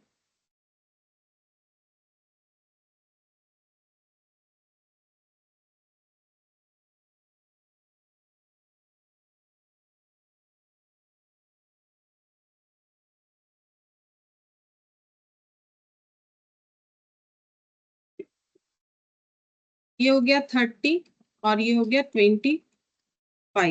नहीं, इससे तो नहीं होगा। 61 कैसे कैलकुलेट होगा? या फिर श्रीधर आचार्य का फॉर्मूला लगा सकते हैं। यहाँ पर 30 हो रहा है तो 30 और ये 25, नहीं इससे तो नहीं बनेगा। 61 आना चाहिए, ठीक है। या फिर श्रीधर आचार्य का फॉर्मूला लगा के हम लोग कर सकते हैं। श्रीधर आचार्य वाला फॉर्मूला यानी हम लोग कोई भी एक्स का मतलब कोई भी इक्वेशन का सोल्यूशन कर सकते हैं।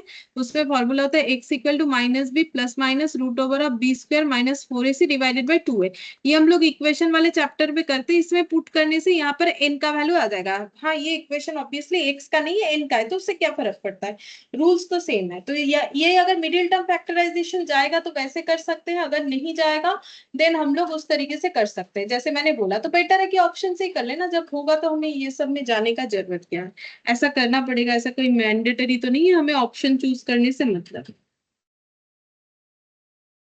अब 10th नंबर वाला बोल रहा है the nth term of the series whose sum to n term is 5n square plus 2n। बोल रहा है कि किसी सीरीज का nth टर्म कितना होगा, वो सीरीज का बात कर रहा है जिसका सम करने से एन टर्म का 5n स्क्वायर प्लस 2n आता है। मतलब एस एन जो है वो है 5n स्क्वायर प्लस 2n। हमें बोला है टी एन कितना होगा, पढ़ के देख लो। यहाँ पर यही पूछा है कि N term of the series मतलब टी एन, वो series who sum to N terms का सम करने से 5n स्क्वायर प्लस 2n आएगा। तो हम लोग यहाँ पर देखो, ये बहुत ही एक अच्छा क्वेश्चन है, स्टार दे दिया। अगर हम लोग यहाँ पर S1 पुट करते हैं तो लेफ्ट साइड में करेंगे तो राइट साइड में भी करेंगे, ठीक है। तो यहाँ पर आंसर कितना आ जाएगा 7, ठीक है। S1 मेरा 7 आ गया। अब हम ये बोल सकते हैं जो मेरा S1 है वही मेरा T1 है और वही मेरा A है। ऐसा क्यों? जैसे कोई भी डेटा ले लो, लाइक 2, 5 और यहाँ पर मैंने ले लिया 8, तो ये मेरा एक एपी सीरीज हो गया क्योंकि देखो +3 + 3y। अब ये सब का अगर एडिशन करेंगे तो मेरा कितना आ जाएगा 15 आ जाएगा, ठीक है। तो अब अगर हम एक टर्म का एडिशन करते हैं, S1 मतलब एस एन का मतलब एन टर्म्स का एडिशन, तो S3 का मतलब 15 मतलब 3 टर्म का एडिशन। तो S1 मतलब एक टर्म का एडिशन, एक टर्म मतलब T1 यानी कि A यानी कि 2। S2 का मतलब 2 टर्म का एडिशन, तो T1 प्लस T2 मतलब 2 + 5। तो S3 का मतलब 3 टर्म का एडिशन, तो T1 T2 T3 मतलब ये हो जाएगा 15, ठीक है। तो इस तरीके से, तो ये हो गया मेरा, पूछा है टीएन क्या होगा तो मुझे ए पता चल गया, ठीक है। अच्छा, अब अगर हम S2 पुट करते हैं तो मुझे कितना पता चल रहा है, देखो कितना आ रहा है 20 + 4। तो S2 मेरा 24 आ जा रहा है, ठीक है। S2 मेरा क्या आ जाएगा 24 आ गया। अब S2 का मतलब क्या है, S2 का मतलब होता है T1 + T2, ठीक है। तो S2 24 है, T1 मुझे पता है 7, तो T2 मुझे पता चल जाएगा कितना होगा 24 - 7। तो 24 - 7 ये हम लोग का हो जाएगा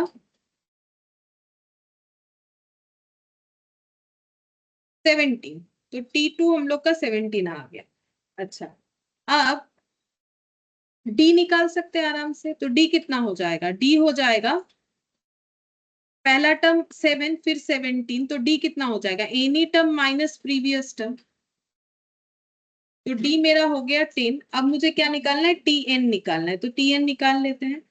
TN कितना हो जाएगा, TN हो जाएगा,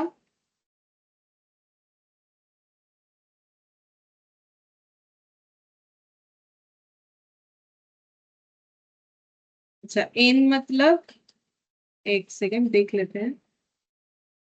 टीएन निकालने बोला है, ठीक है। तो टीएन निकाल लेते हैं। टीएन हो जाएगा A + n - 1 इंटू डी। तो ए कितना है, ए है 7, एन एन ही है, मुझे नहीं पता कि इन कितना नंबर टर्म बोल रहा है, बोला है कि सिर्फ एन टर्म। और डी मेरा कितना हो जाएगा, डी हो गया 10। तो 7 + 10n - 10, तो ये हो जाएगा 10n - 3, ठीक है। 10n - 3 देखते हैं, ऑप्शन सी। ऑप्शन सी हम लोग का आंसर है। तो अब बोला है 20th term of the progression, इस प्रोग्रेशन का 20th टर्म क्या है, कैसे निकालेंगे हम लोग? कैलकुलेटर पे निकाल सकते हैं ये वाला 11th वाला, ठीक है। कैलकुलेटर पे निकालेंगे तो काफी फास्ट हो जाएगा। यहाँ पर बोला है 20th term of the progression 1 4 7 10, 1 4 7 10, इसका मुझे 20th टर्म बोला है। तो अगर हम लोग लिख के करते हैं तो T20 क्या हो जाएगा, A plus 20 minus 1 into D. तो ए तो मुझे पता है, दिख रहा है 1, ये हो जाएगा 19, और डी कितना हो जाएगा 4 माइनस 1 यानी कि 3। तो ये आंसर हो जाएगा 58। ऐसे भी निकल जाएगा, बाकी कैलकुलेटर पे भी निकाल सकते हैं। तो ये ऑप्शन ए हो जाएगा। कैलकुलेटर पे कैसे निकालेंगे, जैसे अभी मैंने बहुत बार सिखाया। तो ये हो गया 1, और इसमें मुझे करना है +3, तो ये हो गया सेकेंड, थर्ड, फोर्थ, फिफ्थ, 6 7 8 9 10 11 12 13 14 15 16 17 18 19 20 58 आ गए। तो ऐसे करके भी हम लोग निकाल सकते हैं, बट हाँ कॉन्फिडेंस होना चाहिए कि हम लोग कैलकुलेटर पे जो कर रहे हैं वो सही कर रहे हैं, ठीक है। बोल रहा है the last term of the series, इस सीरीज का लास्ट टर्म क्या होगा? अगर ये सीरीज 21 टर्म्स तक है, अगर 21 टर्म्स तक ये सीरीज चल रहा है तो इसका लास्ट टर्म क्या होगा? लास्ट टर्म 21 होगा, T21, इसका वैल्यू पूछ रहा है।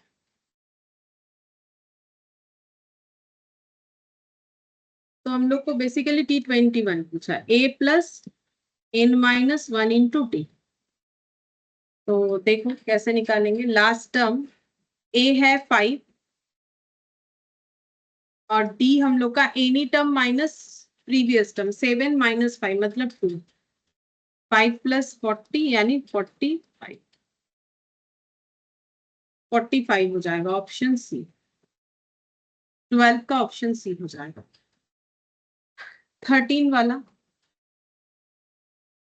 13 वाले में बोला है कि the last term of the AP to 13 term, अगर ये एपी 13 टर्म तक है तो इसका लास्ट टर्म का वैल्यू कितना होगा? मतलब T13 पूछ रहा है, सेम ऐसा ही question. A plus 13 minus 1 into D. तो अब A कितना है, वो तो ये सीरीज देख के ही पता चल रहा है, 0.6, ये हो गया 12, और D कितना हो जाएगा? Any term minus previous term, मतलब 1.2 माइनस 0.6।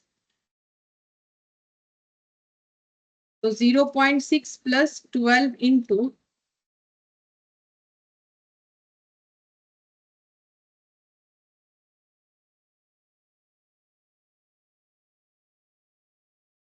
इंटू 12 प्लस 0.6, तो ये हो जाएगा 7.8। T13 हो गया 7.8। तो ये आंसर हम लोग का ऑप्शन बी के साथ जा रहा है, ठीक है। तो देखो ये सब एक ही जैसा था, थोड़ा बहुत इधर उधर था, तो हम लोगों ने 13 तक कर लिया है, ठीक है। अभी ये बाकी जो है खुद भी एक बार ट्राई, मतलब हम तो करवाएंगे बट ये ट्राई किया जा सकता है यहाँ पर जो भी क्वेश्चंस दिख रहा है, ठीक है। फिर आज हम लोग इतना ही कर